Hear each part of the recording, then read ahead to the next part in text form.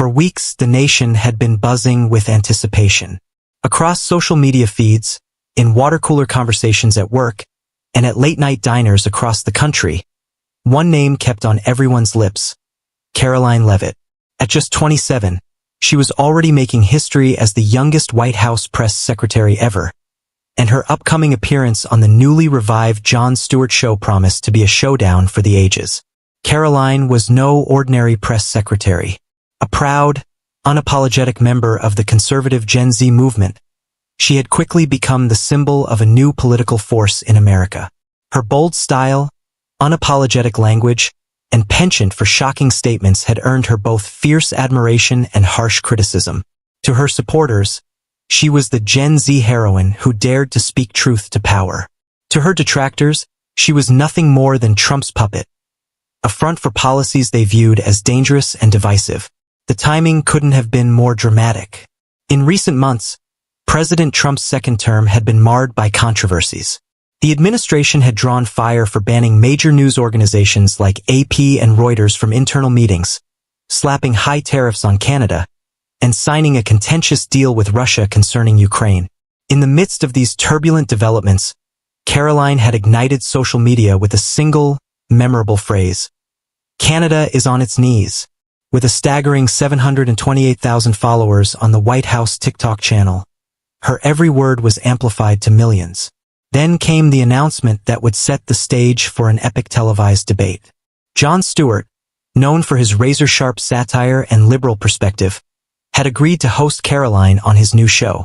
Stewart's promise to expose Karoline sent shockwaves through the political landscape, and viewers on both sides of the aisle eagerly awaited what was being billed as a fiery confrontation between old-school media satire and the unfiltered spirit of Gen Z conservatism.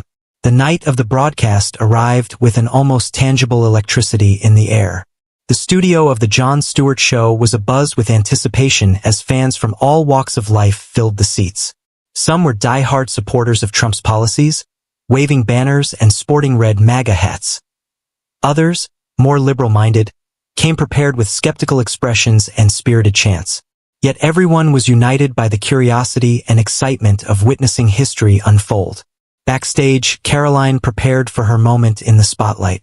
Dressed in an outfit that perfectly captured her Gen Z identity, an oversized blazer paired with loose, tapered trousers and pristine white sneakers, she exuded both confidence and defiance. Her long golden hair was pulled back into a high ponytail, framing her sharp eyes that burned with determination. As she reviewed a few notes on her phone, her mind flashed briefly to her humble beginnings in New Hampshire, a reminder of the long journey from a middle-class upbringing to the center stage of American politics. Across the hall, Jon Stewart was putting the finishing touches on his set. Known for his irreverent humor and biting social commentary, Jon was both excited and wary about the encounter ahead. He had made his career unafraid to tackle controversial subjects, and tonight would be no different. His opening monologue had already set the tone, a mix of light-hearted jokes and a subtle promise that nothing would be spared in tonight's interview. As the show went live, the studio lights dimmed and then flared to life in brilliant, welcoming beams. The camera panned over the packed audience, a living mosaic of American society, from the tech-savvy college student clutching his phone to the veteran journalist with decades of experience. The anticipation was palpable. Then, with a burst of energy, Karoline Leavitt strode onto the stage. The applause was immediate and thunderous. Every step she took resonated with a defiant rhythm. Her sneakers echoed on the polished floor as if heralding a new era. The stage was a canvas, and Karoline was about to paint her story for the nation to see. Standing center stage, she flashed a confident smile. The light caught her features just right, emphasizing the determination in her eyes, a look that said she was ready for anything. Moments later, she took her seat opposite Jon Stewart, whose calm yet mischievous demeanor contrasted sharply with her vibrant energy. Jon leaned forward, his voice both warm and challenging as he began. "Welcome, Karoline Leavitt," he said, his tone a mixture of humor and pointed inquiry. "At just 27 years old, you're not only the youngest White House press secretary in history, but also the face of a new kind of politics. Tell me, working for Trump, Do you ever feel like you're babysitting a leader who just won't grow up? No cap. Laughter and a mix of cheers and jeers broke out across the studio. The crowd's reaction was electric, reflecting the deep divisions that the nation had come to know. Karoline's eyes sparkled as she met John's gaze, unflinching and resolute. Without missing a beat, she replied, "Thanks for the warm welcome, John. Let me set the record straight. I'm not here to babysit anyone. I'm here to deliver the truth on behalf of a movement that believes in winning. Trump is taking America to new heights, and I'm here to tell it like it is." No cap. Her words reverberated throughout the studio, and social media lit up instantly with hashtags like #CarolineNoCap and #GenZHero trending by the minute. Every viewer, whether in the studio or watching from home, felt the seismic shift in the air. A clash between the old guard and the unstoppable force of youth. John was not one to let an opening slide, and he quickly shifted the conversation to one of the administration's most controversial moves: economic policy. Last week, you made headlines when you said Canada is on its knees after Trump imposed high tariffs on them. Is this the new face of diplomacy, or just a flex of American muscle? I mean, are we really talking strategy or just showing off? The question was loaded, and the audience leaned in, eager for Karoline's response. The stage lights seemed to spotlight her as she leaned forward, her expression a mix of determination and sly amusement. "John," she began, "let's get real. In the global arena, Canada is just a minor player compared to the powerhouse that is America. Imposing tariffs isn't about arrogance, it's about strategy. It's our way of sending a clear message. We're not here to be pushed around. Look, I've got the numbers on my TikTok and X feeds. Millions of Americans agree that our economic strength speaks for itself. Canada needs us more than we need them. It's that simple. Period." Her response was met with a wave of applause from her supporters. The conservative faction in the audience cheered loudly, while those on the opposite end expressed their dissent through boos and murmurs. For Karoline, this wasn't just a debate. It was a performance of conviction, a declaration that economic power, when wielded strategically, was the future of American diplomacy. John's eyes narrowed slightly as he registered her words. He knew that every statement from Karoline was designed not just to inform, but to provoke. "So you believe that high tariffs and tough talk are the keys to success?" he pressed. "That such measures will lead to a stronger America?" Karoline nodded, her gaze unwavering. "Absolutely," she said firmly. "In today's world, strength isn't measured by handshakes or pleasantries. It's measured by results. Trump's policies are delivering those results. Jobs, economic growth, and a renewed sense of national pride. And I'm here to make sure that every American knows it." No cap. With the economic debate still simmering in the air, John shifted gears to one of the most contentious issues of the moment: the freedom of the press. His tone grew serious as he leaned back and addressed the elephant in the room. "Now let's talk about the press.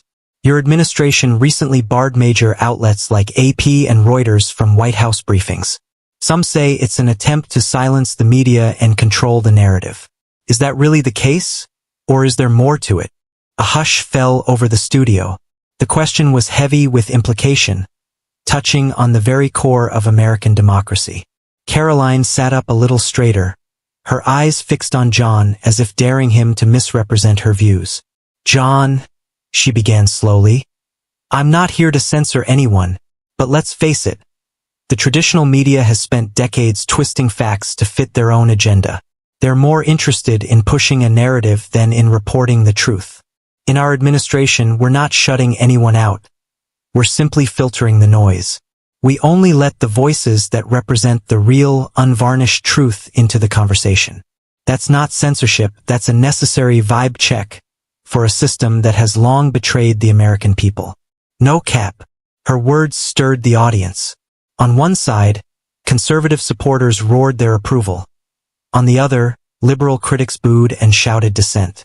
John couldn't help but let a wry smile slip across his face, though his eyes remained skeptical. "A vibe check on the press, then?" he echoed. "It sounds to me like a fancy way of saying that your administration picks and chooses who gets to speak." Isn't that a dangerous precedent for transparency?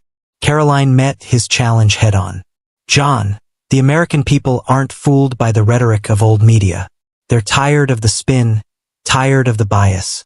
When we say vibe check, it's a call for accountability. We're not trying to silence dissent. We're trying to ensure that the truth isn't drowned out by sensationalism. The public demands clarity, not confusion. And if that means bypassing the outdated channels that have failed us for so long, then so be it. No cap. The conversation quickly moved to a subject that was close to Karoline's heart, the power of social media. John, ever the provocateur, leaned forward once more. Karoline, you're known for your impressive social media following. You flaunt your numbers. 728,000 followers on White House TikTok, millions on X, and you claim that these numbers represent a real shift in trust. But can likes, shares, and hashtags truly measure the credibility of information? Or are they just a vanity metric for chasing clout? The studio lights seemed to shine brighter on Karoline as she smiled knowingly. John, the world has changed, she said, her voice firm yet passionate. In today's digital age, credibility isn't handed out by legacy media outlets. It's earned through real-time engagement, through the voices of millions of everyday Americans. My followers aren't just numbers. They're part of a community that values authenticity and results. When you see millions joining a conversation on platforms like TikTok and X, that's proof that the old ways of disseminating information are obsolete. It's not about chasing clout. It's about connecting directly with the people and delivering truth without filters. No cap. The response was immediate. Supporters cheered, and even some skeptics couldn't help but nod at the undeniable shift in how information was measured. John, for all his experience, was forced to confront the reality that the metrics of influence had evolved, and that social media was no longer a fringe phenomenon but a central force in American discourse. As the debate intensified, John prepared to ask the question that had been looming all night, the one that would test Karoline's independence. The studio fell into an expectant silence as John's voice dropped to a more measured tone. Karoline, you've been a fierce advocate for Trump's policies and a powerful voice for your generation. But let me ask you this. Have you ever challenged or refused to follow a directive from the president? Or are you simply a polished figure, a mouthpiece echoing pre-written lines? Can you truly claim to be independent? Or are you just part of a machine? Every eye in the studio was on her. For a moment, time seemed to pause as Karoline absorbed the weight of the question. Then, with the calm determination of someone who had already weathered countless storms, she spoke. John, let me be clear. I'm not here because I'm told what to say. I'm here because I believe in a vision for America that goes beyond the tired narratives of the past. I am the voice of a generation that refuses to be boxed in by outdated standards. I have my own beliefs and my own values, and if I ever disagree with a directive, I will speak out. My decision to work with Trump isn't about blind loyalty. It's a conscious choice to be part of a movement that is transforming our country. I am not a puppet. I am a trailblazer. When I say no cap, I'm affirming that I stand for what I believe, no matter what. That's independence. That's the future. No cap. Her words struck the room like a lightning bolt. The audience erupted in a mix of cheers and applause, while the hashtags on social media exploded with renewed fervor. Hashtag no cap, hashtag independent voice, and hashtag Gen Z Revolution began to trend as viewers from every corner of the nation embraced her declaration. John leaned back, visibly impressed despite his lingering doubts. For that moment, it was clear that Karoline's bold proclamation had struck a chord, one that reverberated far beyond the confines of the studio. But the debate was far from over.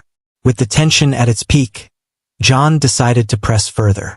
So, if I understand correctly, he said, his tone cutting through the charged silence, you believe that banning AP and Reuters from your meetings isn't about silencing dissent, but about filtering out what you call narrative spin.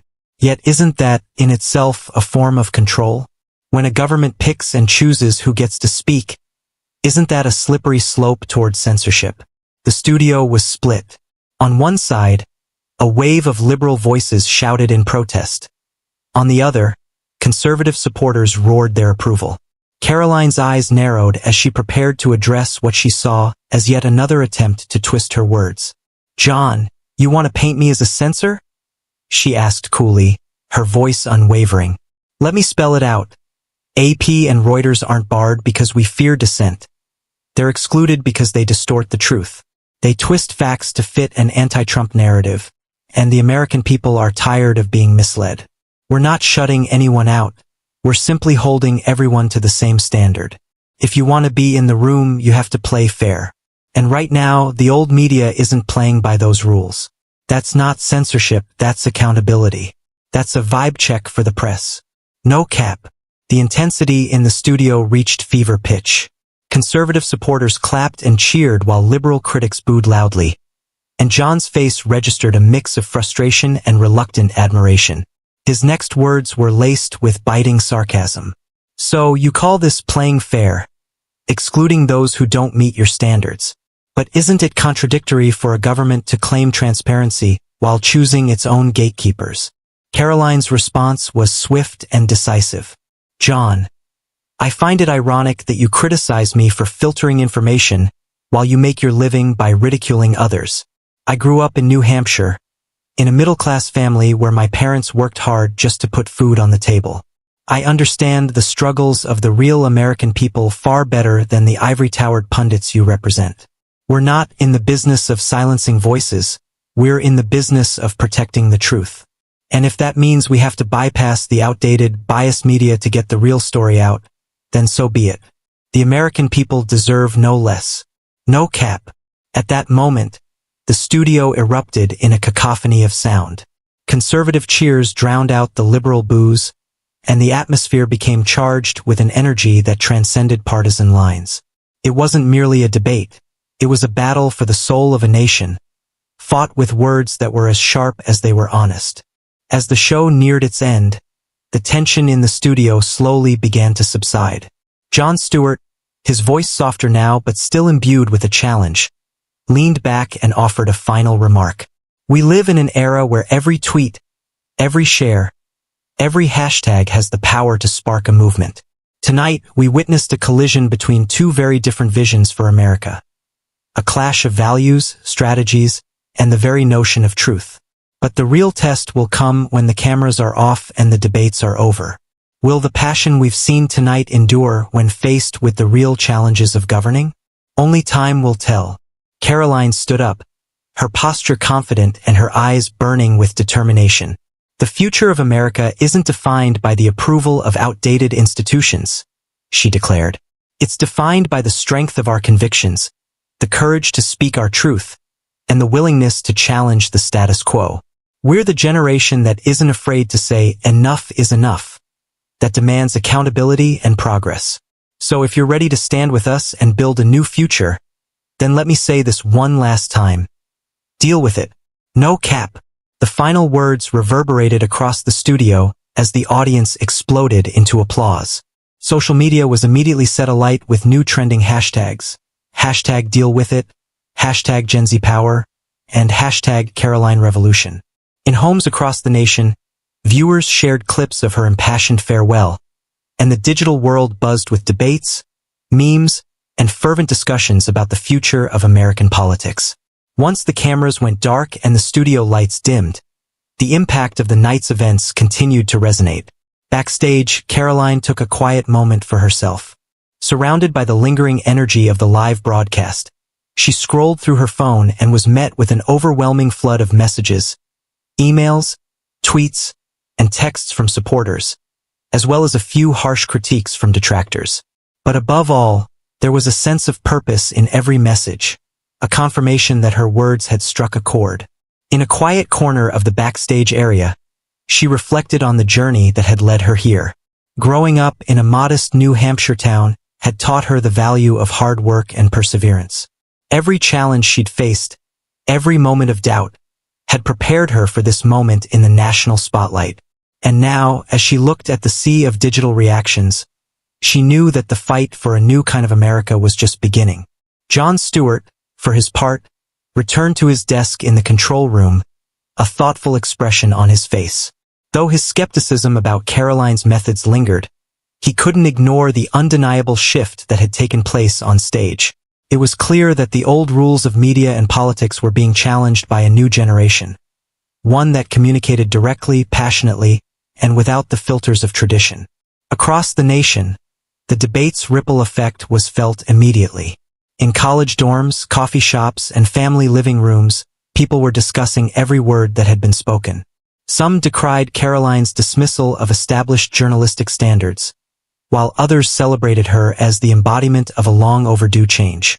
The conversation had evolved from a simple televised interview into a national dialogue about the future of democracy, the role of social media, and what it meant to be truly accountable in today's fast-paced world. In the days that followed, news outlets, bloggers, and pundits dissected every moment of the interview. Opinion pieces abounded, some praising Karoline's candor and unapologetic defiance, others warning that her approach might undermine the very fabric of democratic discourse. Yet, amid all the debate, one thing was indisputable. Karoline Leavitt had become a symbol of a new era. On Twitter, hashtags like #CarolineNoCap and #DealWithIt trended for days. Memes and short video clips from the interview were shared and remixed countless times, each iteration adding to the mythology of that night. In a way, Karoline had succeeded in transforming a single television appearance into a cultural phenomenon, a moment that encapsulated the divisions, the passions, and the hopes of a nation in transition. For many young Americans, Karoline's defiant stance resonated deeply. They saw in her the embodiment of their frustrations with a system they felt no longer represented them. A system that was seen as too beholden to old media, too entrenched in tradition, and too resistant to the fresh ideas of a new generation. For her supporters, her every no cap and deal with it was a rallying cry, a call to reject complacency and to demand a future where their voices would finally be heard. Even those who disagreed with her could not deny the energy she brought to the conversation. Her willingness to engage, to challenge established narratives, forced a reckoning with the status quo. And in that reckoning lay the promise of change. A change that, whether one agreed with it or not, had captured the imagination of millions. As the weeks turned into months, the impact of that fateful night on the Jon Stewart show continued to reverberate. Karoline's star only grew brighter. Invitations to speak at rallies, town halls, and public events poured in. Her social media channels became hubs for discussion, debate, and activism. Even as controversies swirled around her, she remained unbowed, an icon of the movement she represented. The conservative establishment, for all its skepticism, began to see that Karoline was more than just a fleeting sensation. She was part of a larger shift in American politics. A shift that was fueled by technology, driven by youthful energy, and defined by a refusal to be silenced by outdated norms. And while traditional pundits continued to debate her every move, the undeniable reality was that a new chapter in American political discourse had begun. For Karoline, the journey was far from over. In interviews, at public events, and even in quiet moments of reflection, she spoke of a vision for America that was inclusive, dynamic, and fiercely independent. It was a vision that wasn't tied to the past but was boldly looking forward to a future where every American had a voice. A future where social media wasn't just a tool for communication, but a powerful catalyst for change. On a cool autumn evening months later, as the leaves turned gold and red across the country, the nation still remembered that explosive night on the Jon Stewart show. In classrooms, in boardrooms, and on living room couches, people revisited the debate, analyzing every word, every gesture, every pause. The conversation had evolved into something larger, a reflection on the nature of truth, the power of media, and the unyielding spirit of a generation unafraid to challenge the norm. For some, Karoline Leavitt had become the voice of a revolution, a beacon of hope in a world overwhelmed by misinformation and division. For others, she was a controversial figure, emblematic of a political moment that was as volatile as it was transformative. Regardless of one's perspective, the impact was undeniable. The debate had reshaped the conversation, forcing America to confront questions about accountability, authenticity, and the future of democracy. As the story of that night was told and retold, through viral videos, heartfelt op-eds, and spirited debates, It became clear that history was being written not just by policymakers or traditional pundits, but by voices like Karoline's. In her defiant challenge to the old order, she had ignited a spark that could not be extinguished. A spark that promised to light the way for a new, more direct, and more vibrant form of democracy. And so, as the echoes of that historic interview faded into the annals of American political lore, one message remained. In a nation defined by its relentless pursuit of freedom and truth, every generation has the power to reshape its destiny. Karoline Leavitt had shown that when you speak with authenticity and conviction, even the mightiest institutions can be challenged, and that the future, no matter how uncertain, is yours to write. No cap.